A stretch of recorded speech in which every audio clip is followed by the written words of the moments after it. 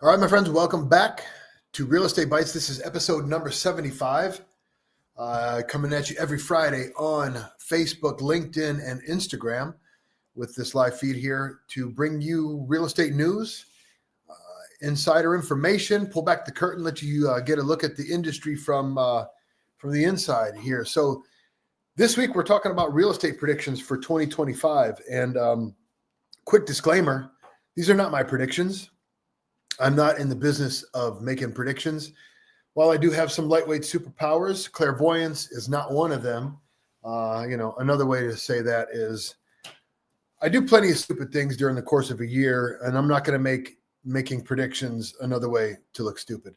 So at any rate, I scoured the internet a little bit, and I found a handful of articles that I wanted to talk about. Articles from some big timers who are making predictions. So I picked articles from CNBC, Zillow, and US News to talk about today and the big predictions that those folks have made for real estate in 2025. I looked at some others, but for the most part, it was more of the same and names that were much, much smaller than, some of these mainstream sources like CNBC, Zillow, and US News. So let's get into it, guys. Here, let's take a look at these actual articles that I'm talking about, so we can make some sense. So here is the CNBC article, 5 housing market predictions for 2025, written by one Ana Teresa Sola. I picked this one here from Zillow, Zillow's housing market predictions for 2025, written by Skylar Olson. And then, there's that Zillow article right there. And then this U.S. News article written by Patrick Duffy, 2025 through 29, the 5-year housing market predictions. I can tell you what, guys, this one was the most disappointing of all of the articles. But I kept it because they did make one point that I thought was an excellent point, and they made it more thoroughly than anybody else that I read. But, look at this article, guys. I mean, you're talking look at all these words, great words, big words, all these graphs, beautiful, graphs and data and stuff like this, and more words and graphs. And I was excited to get in there and see how they dissected this information and stuff like this and more words. And yeah, it looked amazing. So I read through it and they came up with some pretty ho-hum predictions based on all that data and graphs. I mean, here's one of them. Home builders will reap benefits of supply shortage. No shit. When there's a shortage of supply, the people who manufacture more of that supply are going to be the ones who benefit. I didn't find that to be a particularly compelling prediction. Here's another one. Real estate procedures and commission structures will change. They already have, guys, and although I certainly expect more changes to come in the future, I don't, the most of those changes, the real big stuff's behind us. Now we just got to deal with fallout, right? So here are the similarities between the 3 articles about their predictions for 2025. All 3 said that there's going to be more homes sold in 2025 than there were in 2024, and they all cite pent-up demand. So basically, they're saying that people have been waiting for the right time to buy, and they're just simply sick of waiting. They're used to mortgage rates being where they're at. They're starting to understand they're not going to go back down to what we saw happen post-pandemic. And so they've decided to stop waiting, and they're going to start buying houses. Now, they all couch themselves by saying, while home sales will tick up, it's not going to be a whole lot. All 3 of these articles predicted that mortgage rates will be volatile.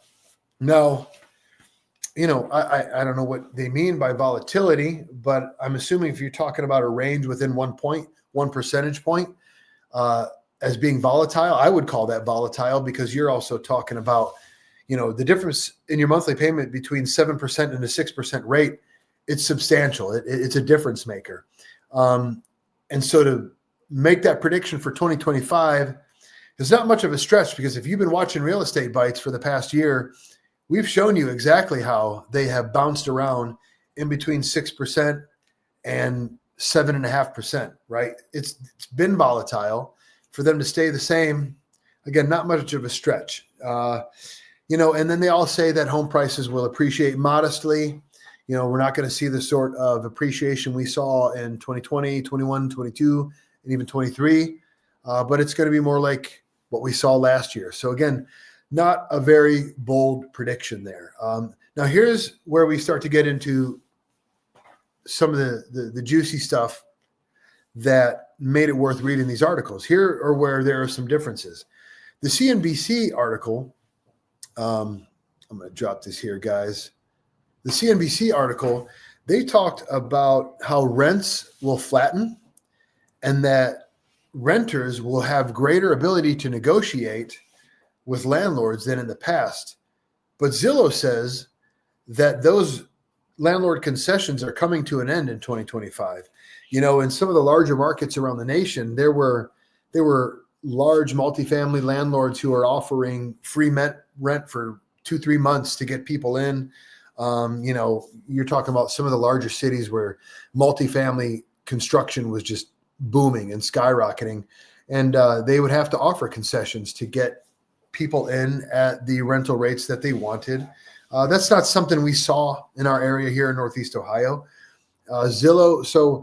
CNBC says that's going to strengthen. That's going to be more attractive and put renters, tenants in a better situation. Zillow says that's not going to happen. I'm telling you that I don't think any of those things are happening here in our market.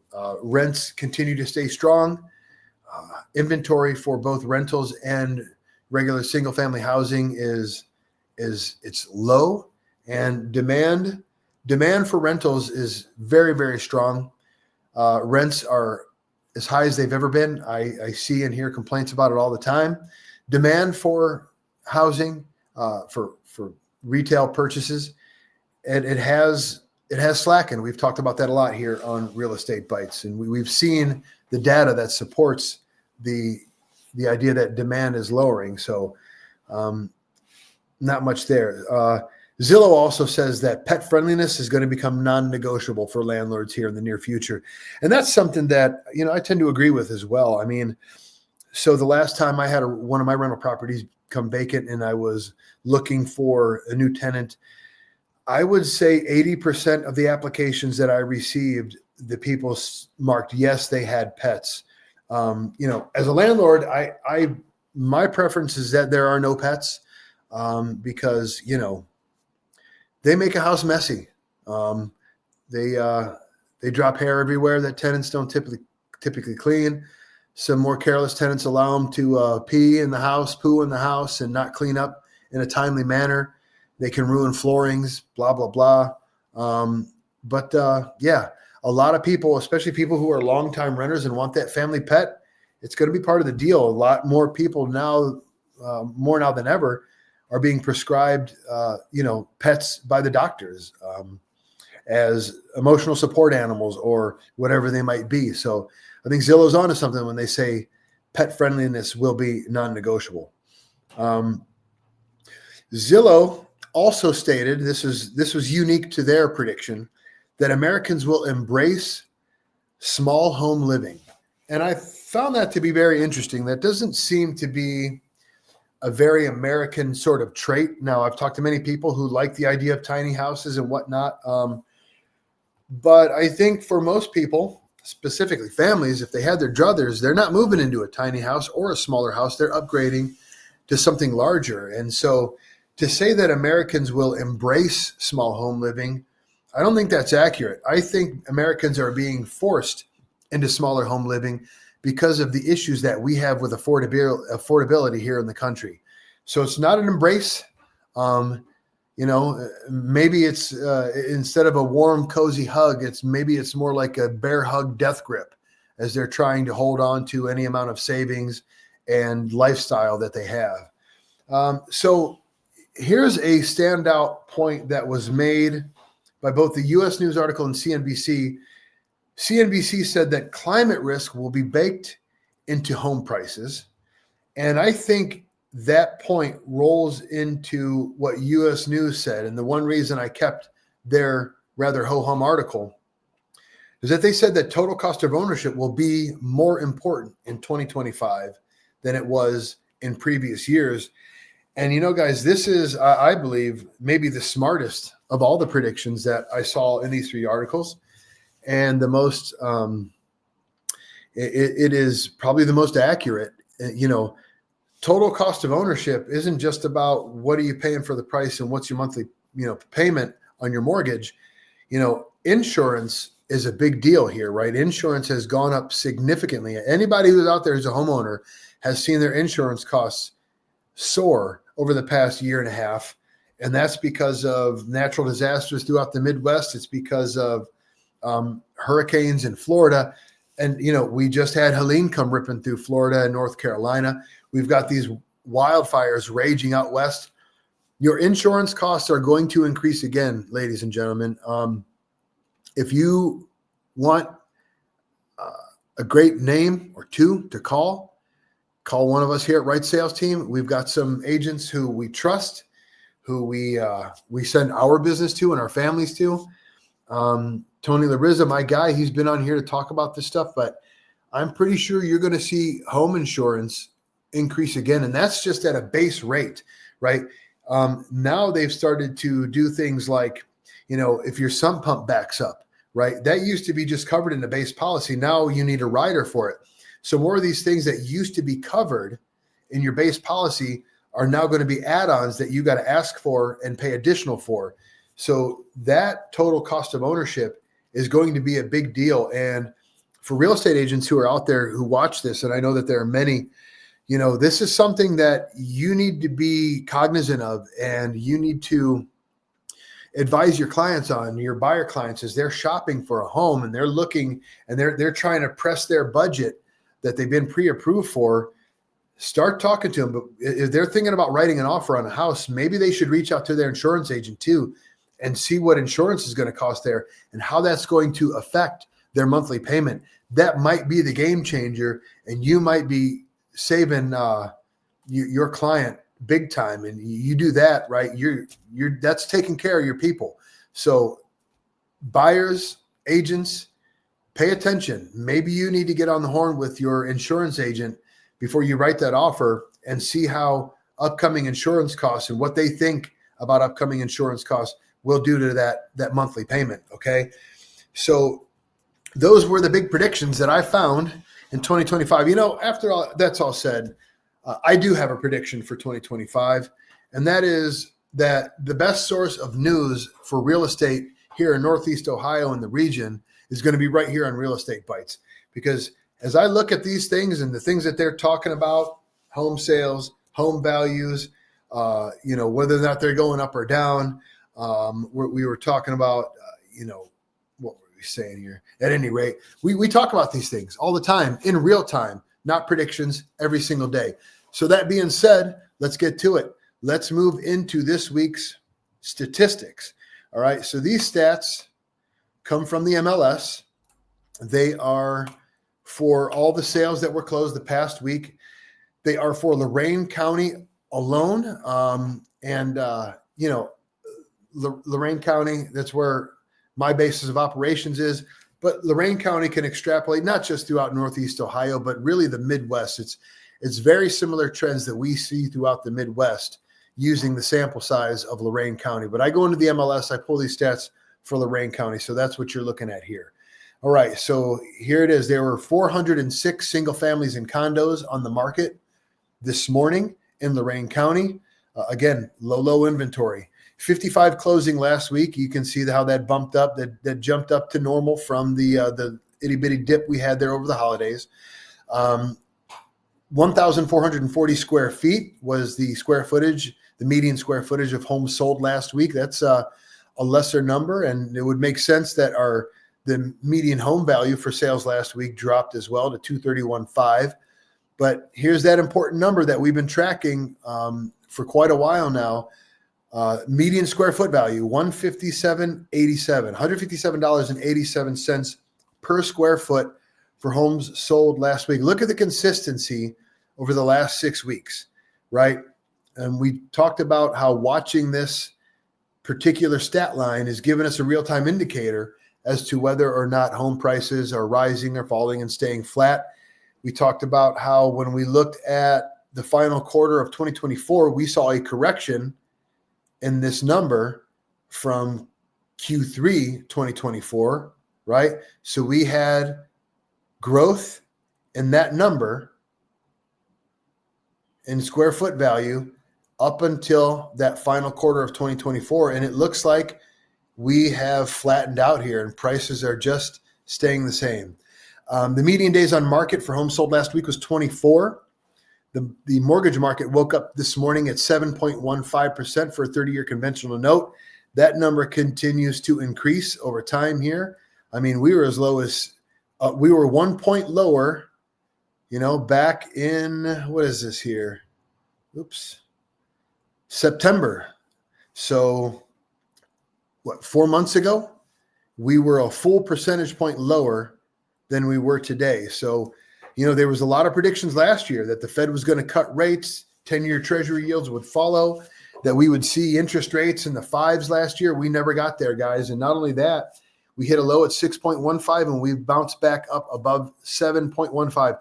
That's why your boy here don't make predictions, right? Because everyone who said that is looking like a jackass right now.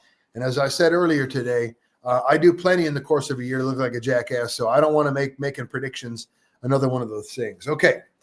Big sale of the week, $793,500 in the city of Amherst. In 75 weeks of doing this program, this is the first time that the city of Amherst has showed in that stat line. So let's go take a look at this beauty that sold in Amherst. $793,500. Right. Beautiful, beautiful home. So having Jenny Gennaro on recently and talking about staging and colors and all that kind of stuff.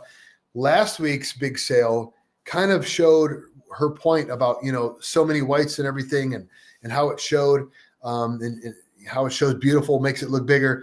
But I can tell you, these guys have a lot of color on the wall. They are neutral colors. They're browns, but it works. It works, man. It blends in. It ties in with the cabinets, the countertops, the fireplace here, this beautiful stone fireplace, the live edge mantle. And then it really makes the white ceilings pop. Beautifully done here. The kitchen's enormous and gorgeous. Plenty of cabinets, plenty of counter space. Sorry about that.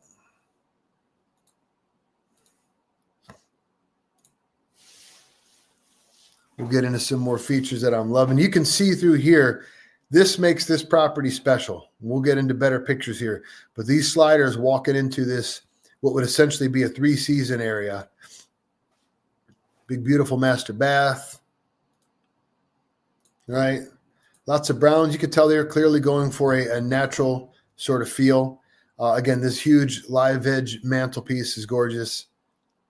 Just a beautiful home. I love how they made the columns white to stand out against the column, the trim stand out against. They frame in this brown wall, very nice. But above the crown on the column, they go back to this beige color, which looks really, really cool and pops very well. So this is part of that 3-season room. Look at all the glass, looking out into the wood line, watching your deer come up, feeding in your backyard. Beautiful, another stone fireplace in here, the tongue and groove decking in your ceiling. What a gorgeous little place to sit and relax throughout the year. We'll get down into the basement. That's also pretty special. And then take a look at a couple other neat features that they design into here.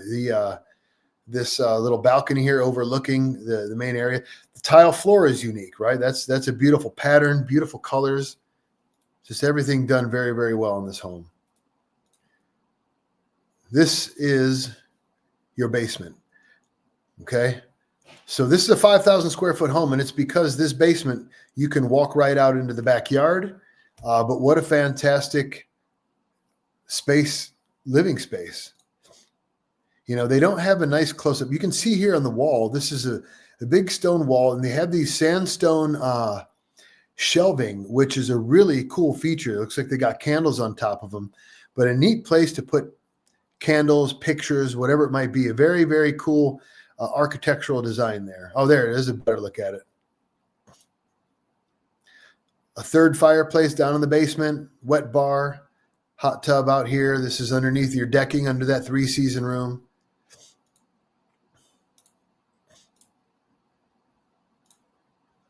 Big old 3-car garage.